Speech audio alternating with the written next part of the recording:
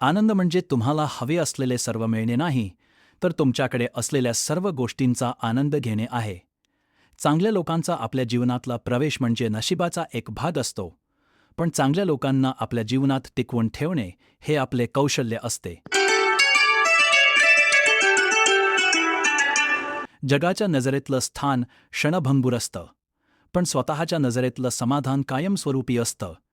परिस्थिती नावाची शाळा माणसाला आयुष्यात योग्य शिक्षण देते. याचा गरीब आणि श्रीमंतांशी काही संबंध नाही.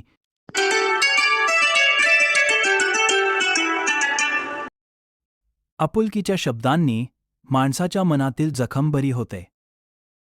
आपुलकीच्या सहवासाने मन निरोगी होते आणि आपुलकीची साथ मिळाली तर माणूस मनाने कधीच आजारी पडत नाही.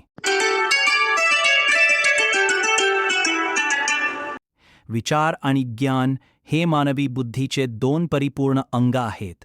विचार हा कल्पनाशक्तीचा, चिंतनाचा आणि सर्जनशीलतेचा प्रवाह आहे, तर ज्ञान हे तथ्यांचे संकलन, विश्लेषण आणि प्रमाणित माहिती आहे.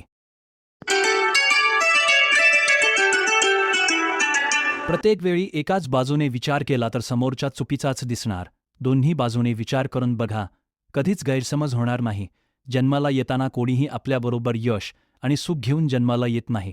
जन्माबरोबर येते ती रोजची आव्हाने आणि अडचणी. प्रत्येक आव्हान जो स्वीकारतो तोच माणूस या जगात यश प्राप्त करू शकतो आणि यशाबरोबर माणसाला सुखसुद्धा भेटते.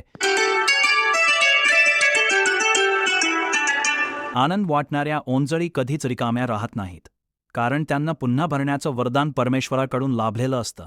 एका चुकीच्या शब्दाकडे लक्ष देण्याऐवजी केलेल्या 1000 चांगल्या गोष्टींकडे लक्ष द्या. नात्यांमध्ये आणि मैत्रीमध्ये कधीच दुरावा येणार नाही.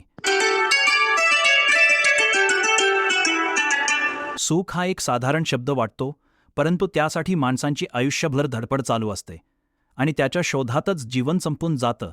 कारण माणसाची हाव एका सुखवस्तूची पूर्तता झाली की तो दुसरी अपेक्षा ठेवतो. दुःख ही भावना यातना देते, पण जीवनभर प्रत्येक वळणावर मार्गदर्शन करत राहते.